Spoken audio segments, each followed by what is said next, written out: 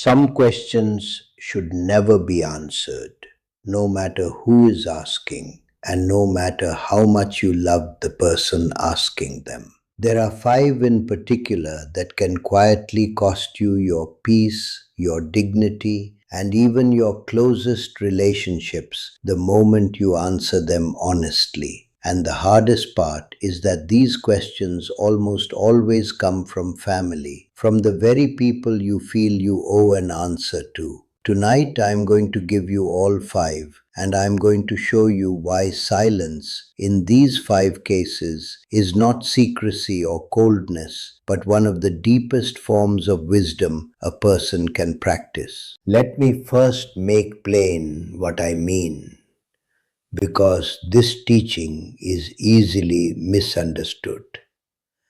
I am not telling you to become guarded, suspicious, and closed, to treat everyone who loves you as a threat. A life lived in armor is a lonely life, and that is not the path. The Buddha spoke often of right speech, and right speech is not only about telling the truth. It is also about knowing when to speak and when to remain silent. Because not every true thing needs to be said, and not every question deserves an answer. There is a kind of silence that is wise, protective, and even loving. A silence that keeps the peace, guards your dignity, and prevents harm before it begins. The old masters understood that what you reveal you can never again conceal, and that some doors, once opened, cannot be closed. So this is not about hiding. It is about discernment, the quiet skill of knowing which parts of your life are yours alone to hold, and holding them gently but firmly, even when love itself is doing the asking. The first question you must never answer plainly is the one about exactly how much money you have. How much is in your savings? What are you really worth? How much did you get from the house, the pension, the inheritance? It may be asked with genuine care, or with idle curiosity, or with something less innocent, and often you cannot tell which. But here is the wisdom. The moment the precise number is known, everything changes, and it never changes back. A person who knows exactly what you have begins, often without meaning to see you differently, to make plans, to form expectations, to feel entitled, or to feel envy. Even the most loving family can be quietly poisoned by a number.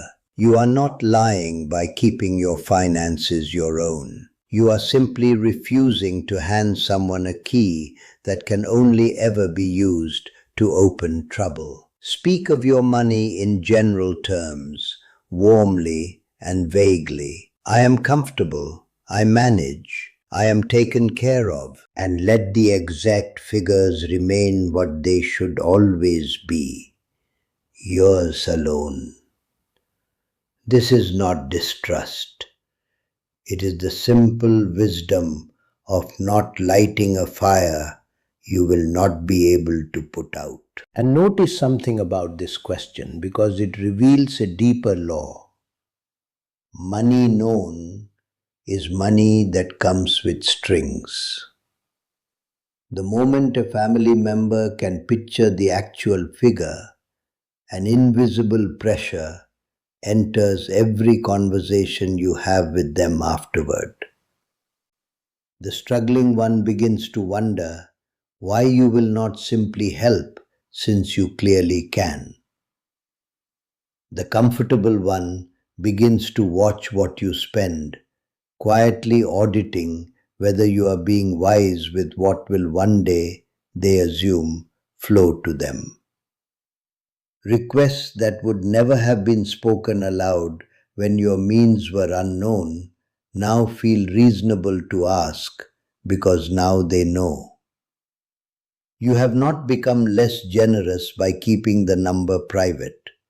You have simply preserved your freedom to give from love rather than from obligation. To help when your heart moves you rather than because a known balance made the request feel owed. Vagueness here is not a wall against your family. It is the very thing that keeps your generosity a gift instead of a debt.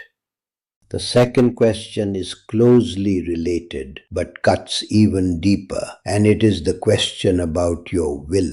Who gets what?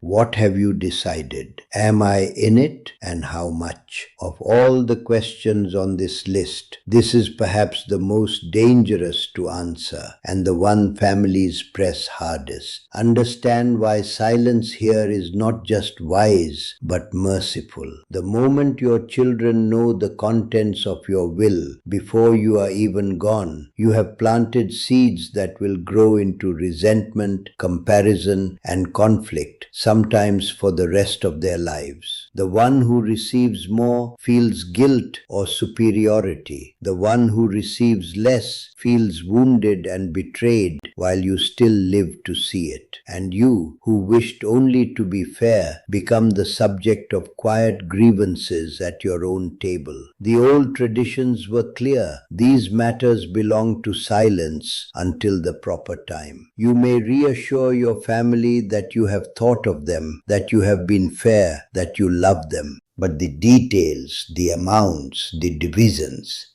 keep them sealed. To reveal them early is to spend your final years managing the disappointments of people, fighting over a estate you are still living inside. Let the will speak when it must, and not one day before. The third question you must guard against is the one about the full truth of your health. What did the doctor really say? How bad is it? How long do you have?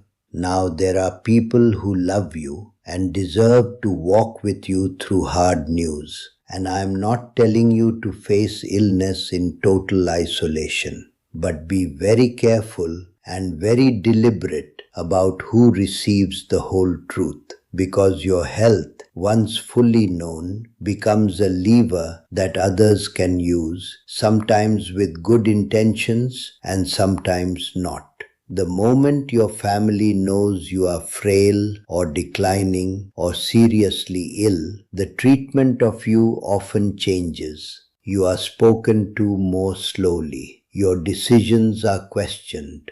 Your independence begins to be quietly taken, all in the name of care. You become in their eyes a patient rather than a person, a situation to be managed rather than a soul to be respected. You have every right to keep the details of your body private, to share only what you choose, with only whom you choose.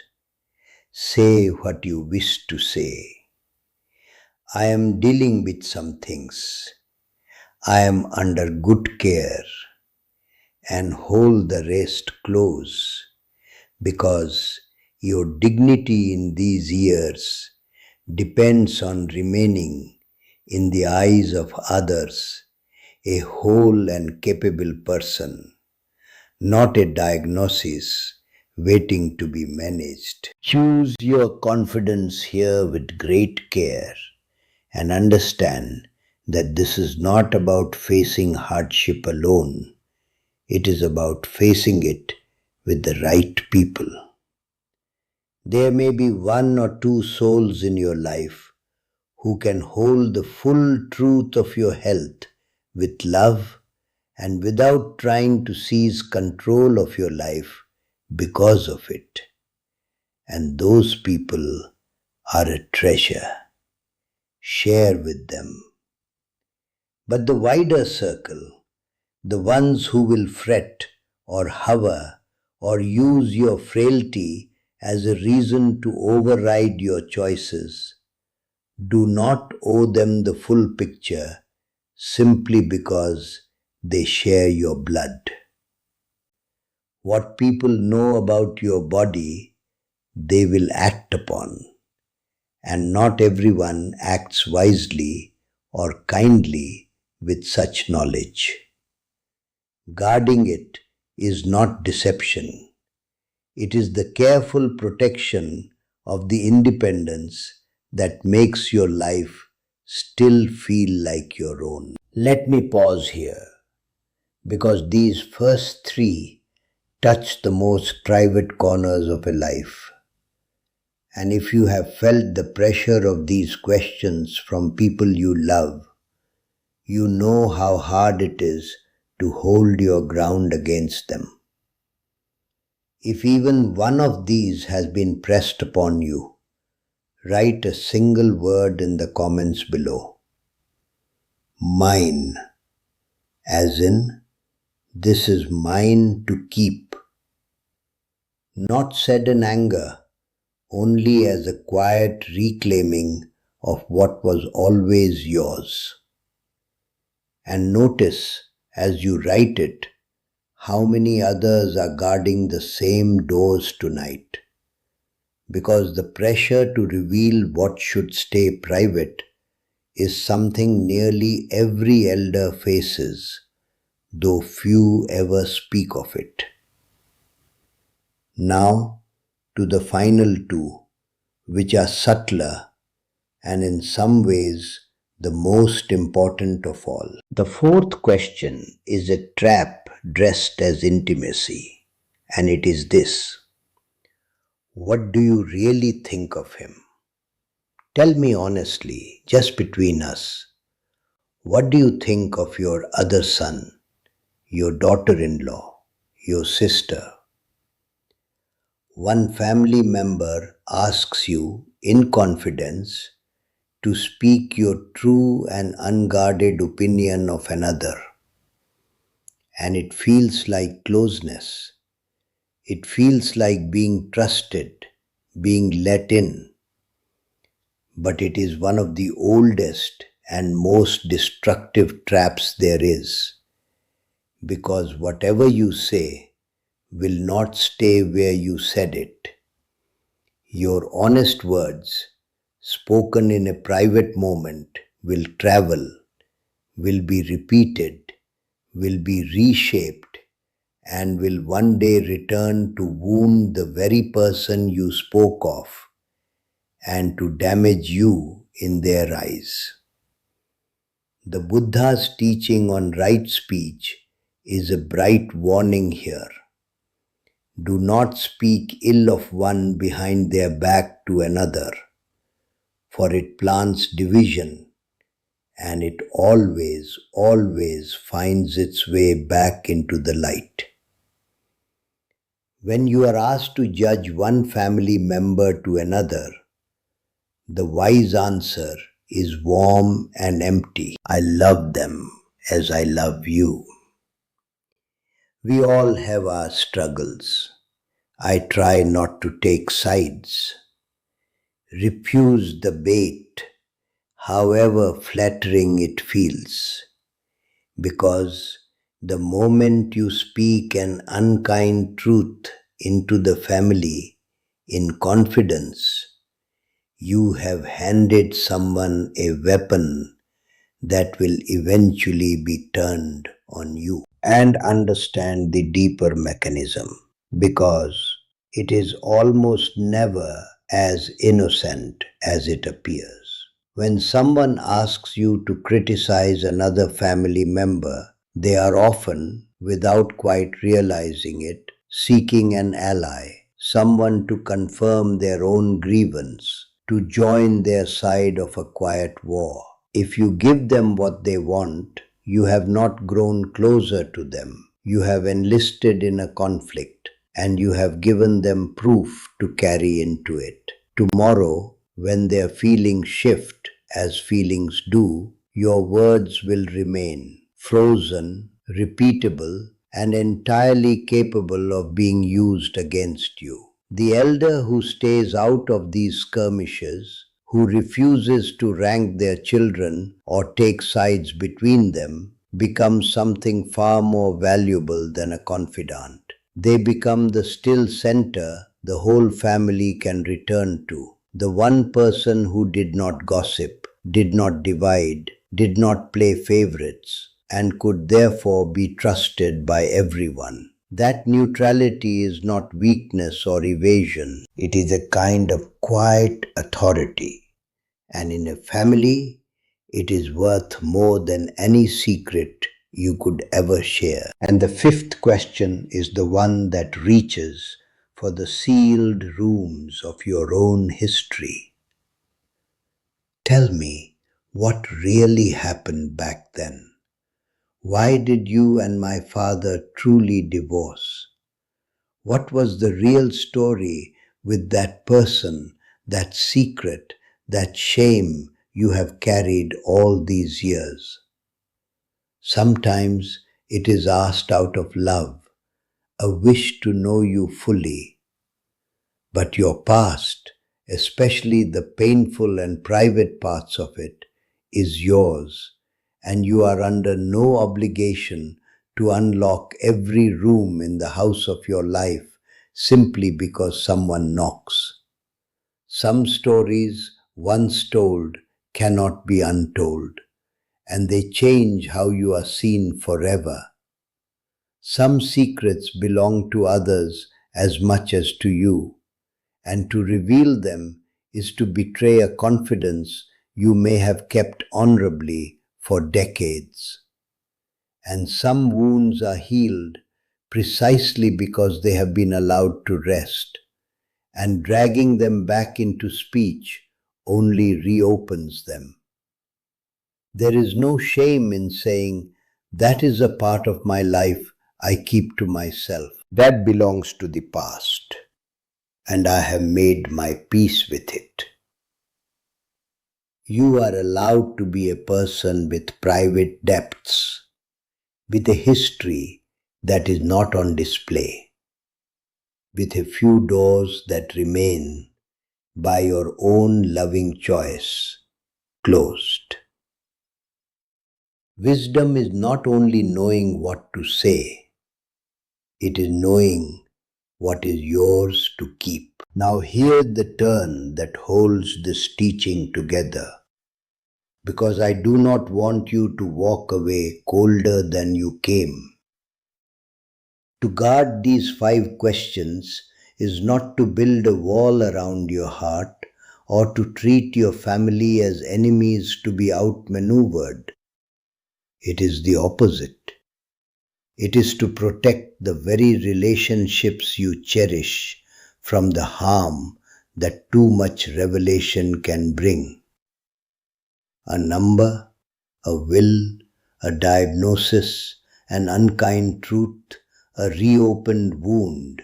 Each of these, once released, can quietly damage a family that silence would have kept whole. Your discretion is not a betrayal of intimacy. It is a gift to it because it keeps the peace, prevents the resentments, and lets love flow unpoisoned by the things that were never meant to be spoken. The wisest elders are not the most open, they are the most discerning, sharing warmth freely and information carefully, and in that balance they keep both their dignity and their family intact. There was a man I knew who prided himself on his honesty, who believed that to love his family was to hold nothing back from them. And so he told them everything.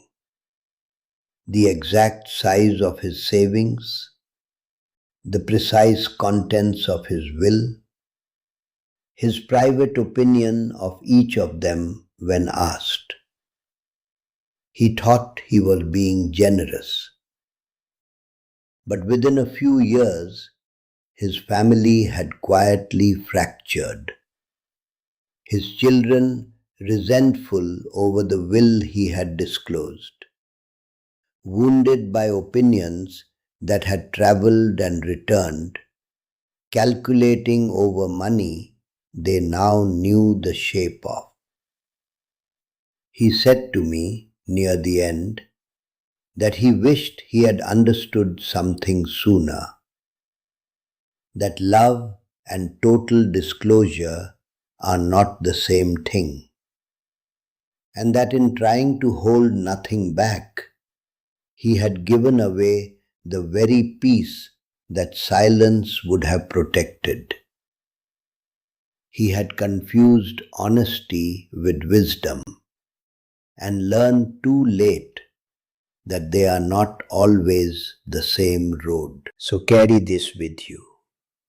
When one of these 5 questions comes, and from the people you love it surely will, you do not need to lie, and you do not need to be cold.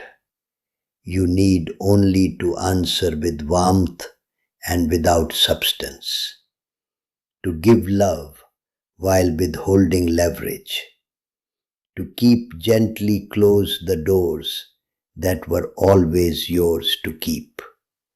Your money, your will, your health, your private judgments, and your own history, these are yours. Sharing them is a choice, never an obligation. And the choosing wisely is a form of love, both for yourself and for the family you are protecting from the harm that careless truth can bring. If this reached you tonight, leave one word below: wisdom. And remember this above all: silence is not deceit, and privacy is not distance. To hold some things close is not to love your family less. It is to love them wisely and to keep in these precious years both your dignity and your peace intact. Some doors are meant to stay closed. Guarding them gently is not coldness. It is the quiet wisdom of a life well understood.